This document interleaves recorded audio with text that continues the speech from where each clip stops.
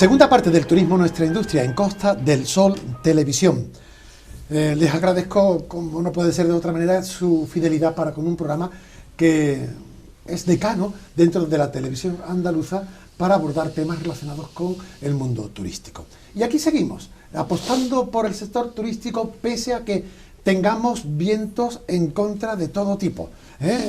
Ya no solo por la cuestión de la pandemia, que poco a poco se va superando, sino por las nuevas circunstancias que se van añadiendo a este panorama, con el conflicto bélico, al mismo tiempo que con la crisis económica que se está generando por o gracias al conflicto bélico, y con otras circunstancias que esperemos no vayan a más, pero que al menos procuren que el sector turístico pueda desarrollarse, porque como decía un pionero del turismo en la Costa del Sol, Luis Callejón Padre, y no me olvido de aquella frase, no hay mejor industria para fomentar la paz que el turismo.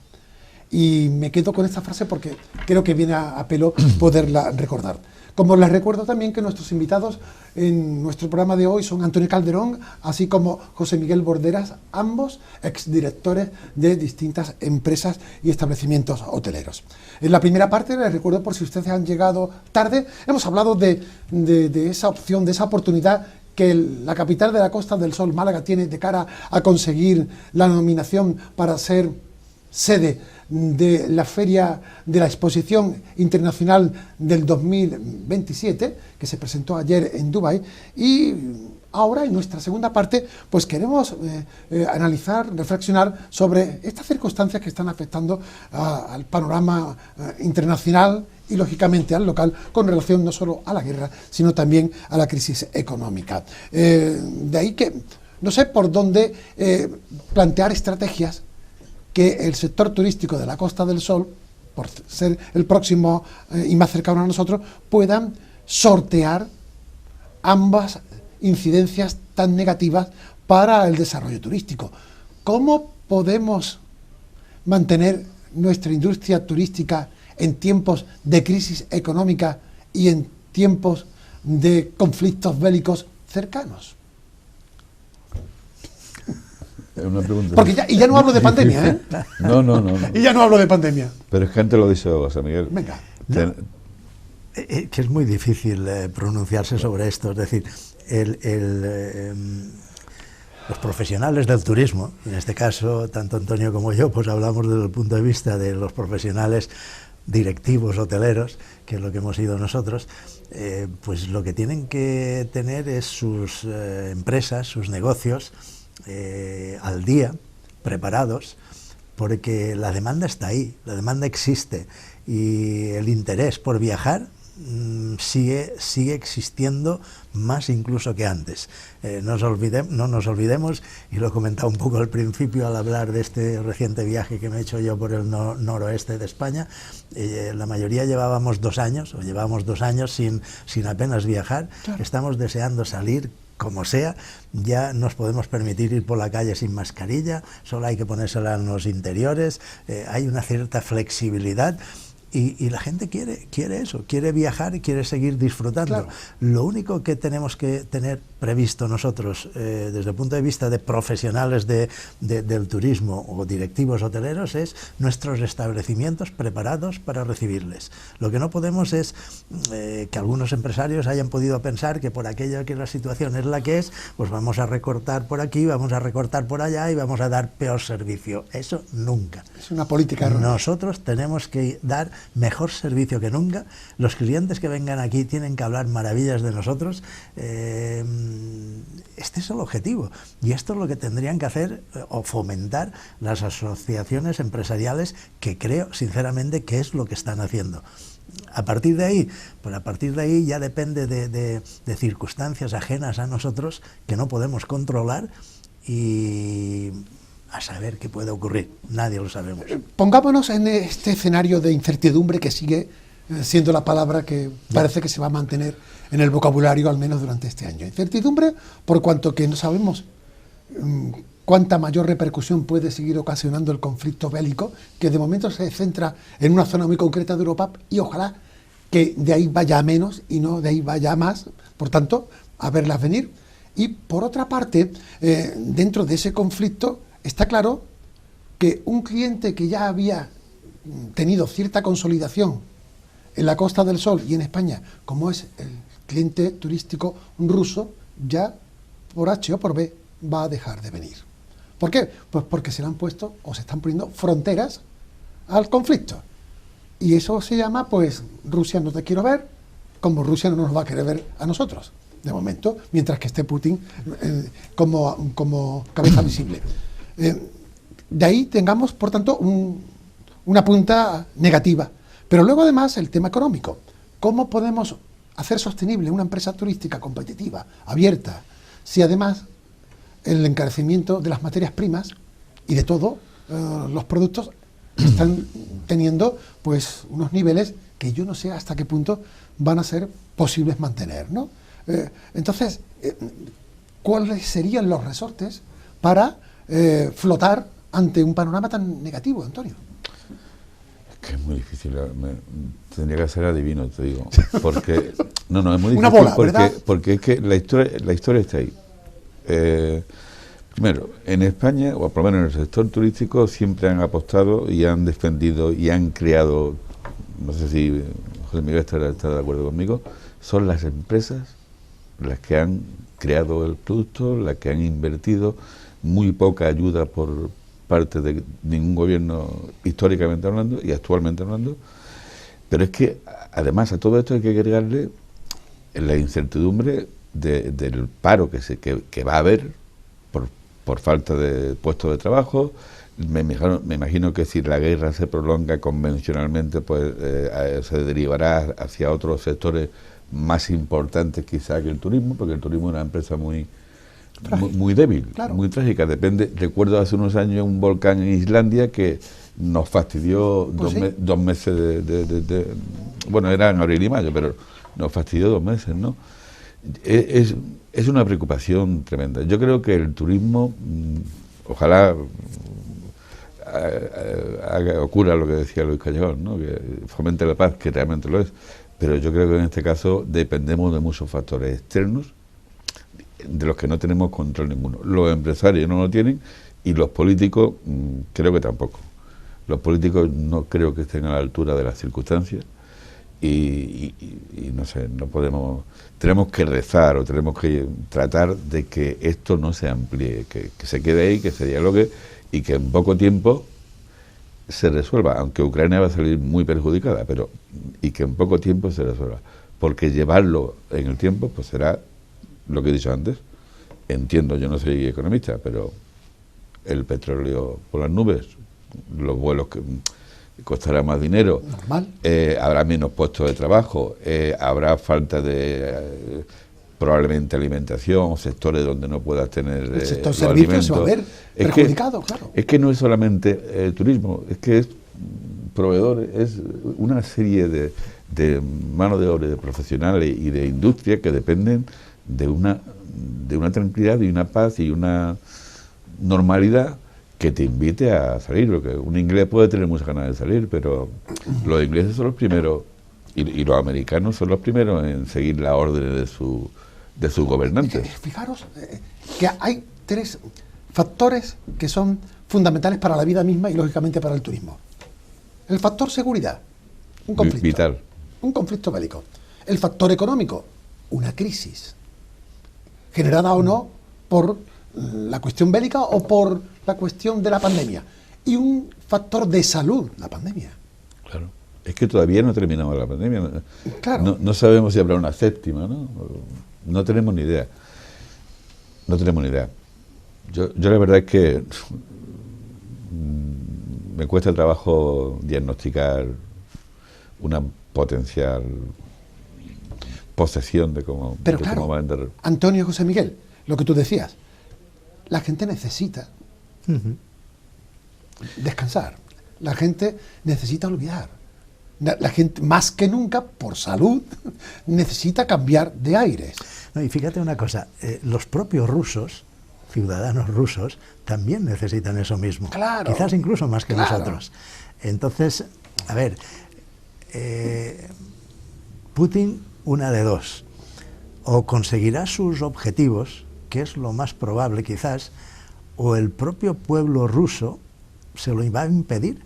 No se lo va a impedir Estados Unidos o la OTAN, se lo va a impedir el propio pueblo ruso. A mí me gusta recordar que algunos dictadores, como lo que es él, porque no es comunista, es un capitalista, pero es un dictador, ¿no? Pero algunos dictadores en la historia reciente, pues ya sabemos cómo terminaron. Sabemos cómo terminó Hitler, sabemos cómo terminó Mussolini, sabemos cómo terminó el Gaddafi, sabemos cómo terminó Saddam Hussein. Es decir, son casos recientes, de la historia reciente, en los cuales el propio pueblo se ha sublevado contra ellos. Es decir, el hecho de que ahora mismo, no sé, yo he visto hoy en la televisión una mujer que simplemente estaba en la calle con un cartel que decía "no a la guerra", no decía nada más, no a la guerra, lo ponía en inglés, lógicamente, ¿no? Pero el mero hecho de estar en la calle con un cartel diciendo "no a la guerra", han llegado dos soldados y lo han cogido y se lo han llevado. Sí, están deteniendo a gente por el mero hecho de protestar pacíficamente, porque eso sí que es una protesta pacífica. Están atacando a la prensa. Sabemos que Rusia actualmente pues son una serie de personas que hay alrededor de Putin, que se habla que no son más allá de una docena. Claro. Que son, bueno, la oligarquía esta que se habla de rusos, que de alguna forma se han estado beneficiando hasta ahora, les ha ido muy bien, pero se encuentra con que la población va a tener muchas dificultades. Es decir, el hecho de que McDonald's haya cerrado, no sé, 700 tiendas, o que Zara haya cerrado 500 tiendas. O sea, ¿os imagináis la cantidad de gente que trabajaba en esos establecimientos? Starbucks creo que ha hecho lo mismo, Pepsi-Cola creo que ha hecho lo mismo, y algunas otras marcas así internacionales. Sí, de acuerdo, podrán quedarse con los géneros, podrán quedarse con los aviones esos que tienen aparcados en sus aeropuertos, pero esto no les va a dar solución a los ciudadanos rusos, y serán los propios ciudadanos rusos los que de alguna forma hagan que este déspota acabe mal. Yo estoy de acuerdo contigo, siempre, disculpa, pero yo estoy completamente de acuerdo contigo, pero yo creo que eso va a tardar tiempo, en que el ciudadano ruso se dé cuenta, y mientras tanto, de lo que está pasando. Es decir, que tenemos otra temporada encima.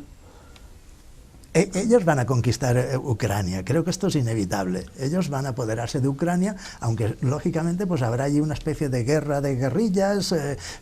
Los ucranianos tienen una victoria física, un amor propio muy grande, que se ve en sus declaraciones, este patriotismo que tienen, que a veces echamos en falta en otros sitios, pero bueno, sin mencionarlos. Pero quiero decir, de alguna forma no les va a salir gratis esto, pero van a conquistar Ucrania. Vale. Esto parece que ya casi está hecho, ¿no?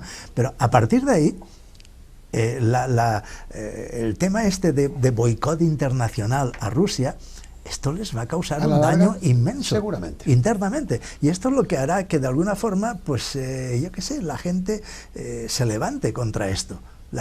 Los rusos estaban acostumbrados a ser, pues igual que los ciudadanos del resto del mundo, viajaban con total libertad. O sea, ya no era un país comunista. Volvemos a hablar de comunismo. Esto no tiene nada que ver con el comunismo de Khrushchev y toda esta gente, o Lenin, Stalin, o todo esto. No tiene nada que ver. Y entonces, pues esta gente son los que yo creo que propiciarán la caída de Putin. Pero, aunque tardará, como bien dice Antonio. Por ir mirando un poco el horizonte más cercano, tenemos la Semana Santa. Siempre hay, afortunadamente, acontecimientos que pueden ser motores para ir haciendo pruebas sobre cómo pueden ser los comportamientos más o menos inmediatos en el tiempo a nivel turístico.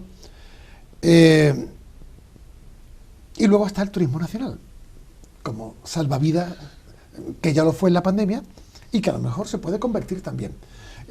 Y al margen de que a lo mejor se pueden abrir otras fronteras más allá de los Pirineos para captar turistas, bueno, pues está el tema de precios y está el tema de competitividad a la hora de ser un producto, el español, el turístico español, con calidad y con competencia a nivel de precios. Pero claro, ¿cómo afrontamos esta inmediatez turística con ciertas garantías ¿Y cómo seguimos apostando ante tanta incertidumbre? ¿Cómo veis, a corto o medio plazo, cuáles podrían ser las estrategias donde nos pudiéramos mover de cara a planificar ante las, ya digo, las imprevisiones que tenemos en el horizonte? ¿Cómo podemos mantener a punto la industria a la espera de mejores tiempos?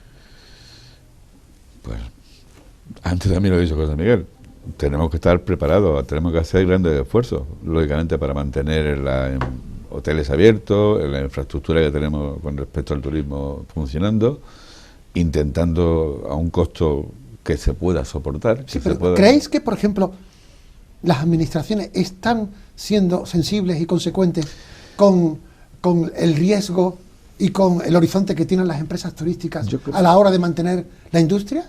Por ejemplo, ahora carburantes se suben, la flota pesquera está prácticamente amarrada, los camioneros han dicho que no queremos IVA. En el caso de las industrias del sector turístico, servicios, ¿estáis viendo que a lo mejor estamos siendo algo pasivos a la hora de buscar apoyos que hagan sostenible la industria de cara a estos tiempos? ¿Cuáles podrían ser las situaciones a demandar o a plantear para que esta industria turística no se vea más azotada de lo que está siendo? Yo no sé si José Miguel tendrá respuestas a eso. Yo, la historia lo está demostrando. Nunca ha habido, nunca ni va a haber tampoco, porque además que el Estado, en la situación en la que se encuentra, tiene un futuro muy negro. El Estado está soportando un gasto público tremendo. Está disparado, tremendo. Después, si se incrementa el desempleo, pues imagínate, yo, por ejemplo, acabo de prejubilarme, pues otro más que entro. Es decir, que el Estado está con una deuda y una imposibilidad de ayudar más de lo que puede ayudar. Quizás haría falta otro tipo de dirigentes que tengan mejores, o sea, que sean más profesionales, si se puede ser profesional gobernando. Pero ahora mismo, la verdad es que yo creo que o se arregla este asunto que ha surgido ahora con la guerra, o tenemos un futuro muy jodido. Ya no entro en tercera guerra nuclear mundial, ni en utilizar la arma. Claro. Estamos hablando de que bueno, que hay una pobreza tremenda, que hay mucho desempleo, que hay mucha economía sumergida todavía, sigue estando, porque vamos, se ve cualquier fin de semana, lo puede ver en cualquier chiringuito de cualquier sitio. Y creo que nos van a afectar para ofrecer a la clientela, podemos tener en riesgo, pues, riesgo de recibir de alimentación y productos necesarios para llevar adelante los servicios a los clientes, claro, en líneas generales. José Miguel, ¿cómo se resiste? A ver, desde luego no se resiste. Es que mientras hablaba Antonio me ha venido a la cabeza algo que he leído no hace mucho. O sea, otro iluminado de estos que tanto abundan, si no recuerdo mal, el nombre es un poco extraño, pero si no recuerdo mal se llamaba Augusto Egusquiza. Este señor ha escrito un libro que se llama España Reflexiva. Es un escritor de viajes, se autodefine él como escritor de viajes. Y entonces ha hecho unas declaraciones diciendo el modelo turístico español tiene los días contados. Yo, sinceramente, me sacan de quicio esta gente que hacen estas declaraciones. Los sabios, sin ¿no? ton ni son. Es un señor que presume de haber visitado 20 hoteles, pseudo-hoteles boutique, que se autocalifican como hoteles boutique, que es un concepto también que nadie sabe muy bien qué significa. Unos entienden que hotel boutique es un hotel pequeño, que cuida los detalles, otros entienden que tiene determinadas prestaciones. Yo te puedo decir que en este viaje, precisamente por el noroeste, estaba en un hotel boutique y salí muy descontento, ¿vale? Bien. Y era un hotel que se publicita como hotel boutique, ¿vale? Entonces, pues este señor dice que ha visitado 20 hoteles boutique y para él el concepto del turismo, del futuro del turismo en España, pasa por estos detalles de, efectivamente, la sostenibilidad, faltaría más, claro. Todas estas cosas que se llevan tanto hoy en día. Pero este señor desconoce totalmente la realidad de un país turístico. Nosotros vivimos de un turismo de masas, con la máxima calidad que de hecho la estamos dando. Tú has mencionado Semana Santa. Yo te puedo asegurar que ahora mismo la mayoría de los hoteles están abiertos, ahora mismo.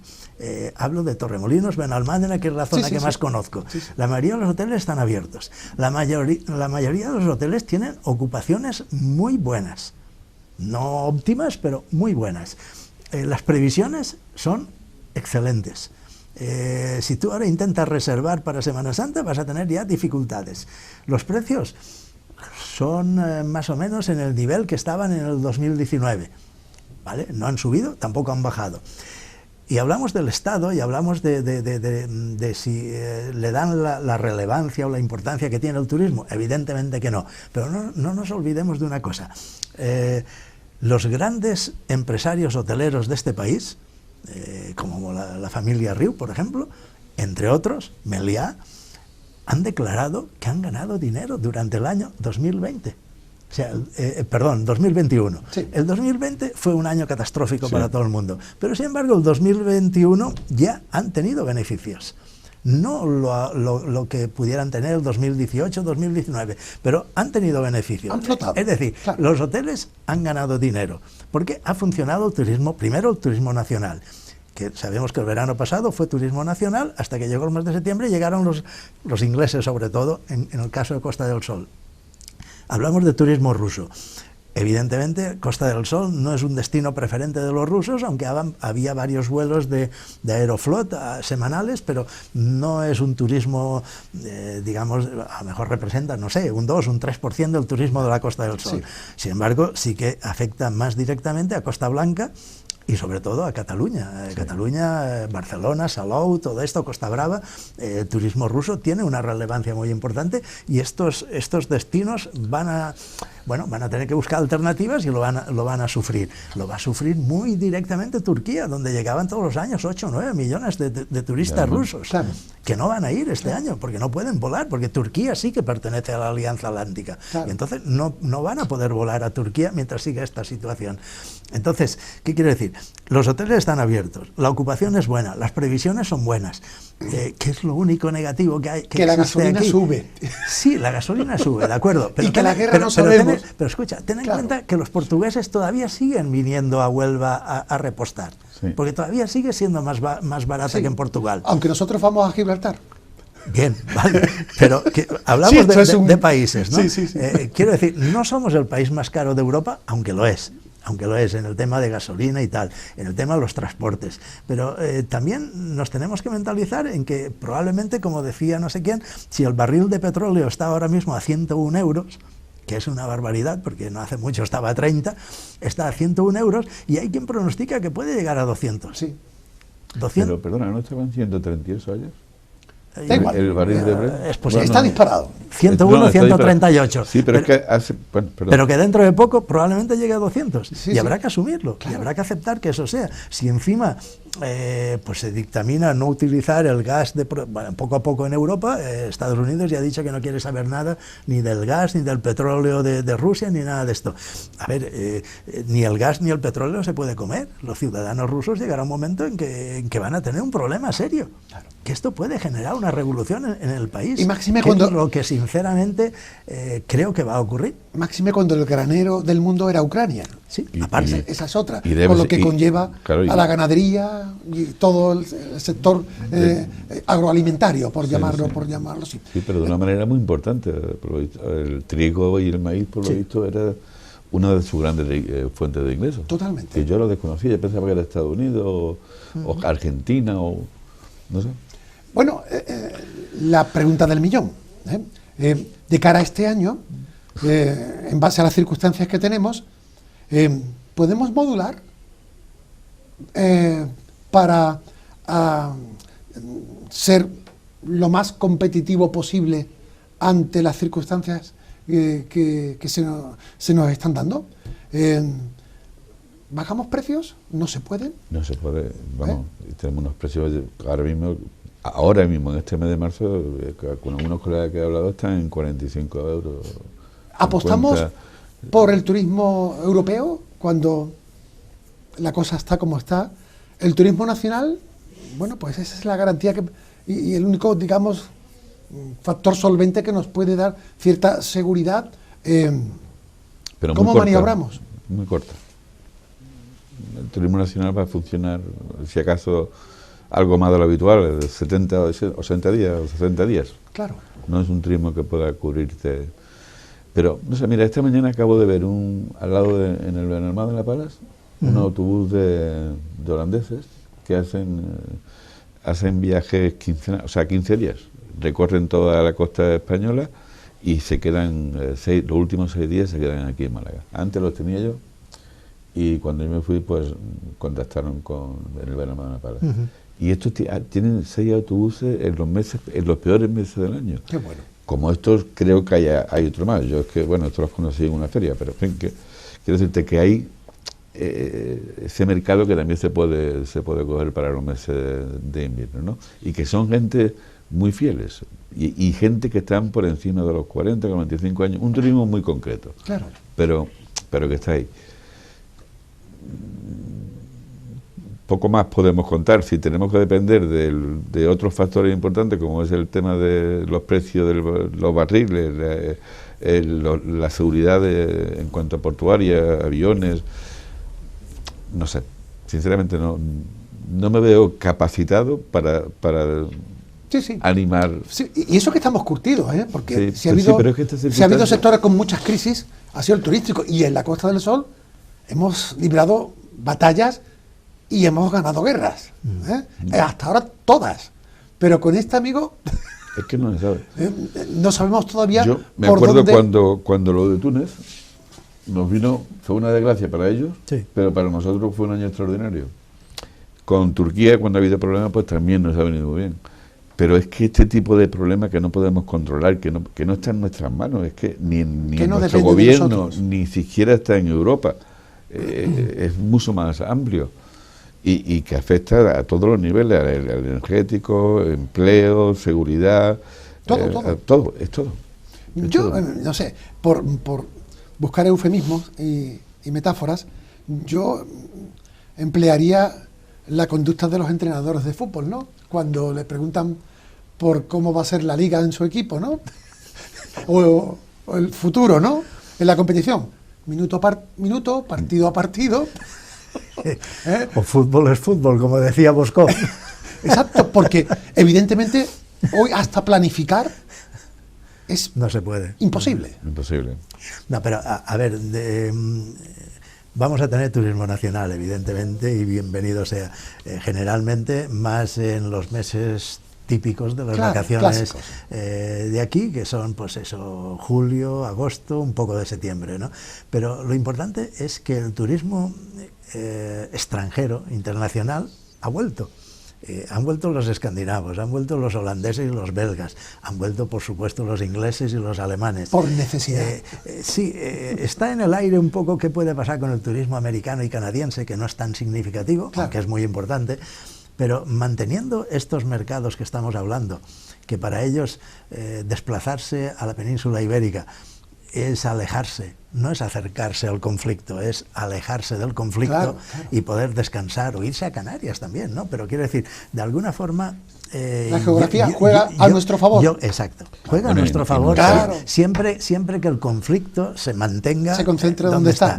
Lamentablemente, ¿dónde más puede afectar esto? Pues sinceramente, yo si tuviera que visitar algún país ahora, no se me ocurriría ir a Polonia. Pues no. Sí. No se me ocurriría ir allí, pero ¿por qué no ir a Italia? ¿Por qué no ir a...? Así me entiendes. Lo que quiero decir es que la gente va a seguir viajando y esto es más controlable incluso que lo de la pandemia, porque la pandemia sí que era algo que escapaba completamente de nuestro control. Claro. Era un tema sanitario, era un tema que no podíamos controlar.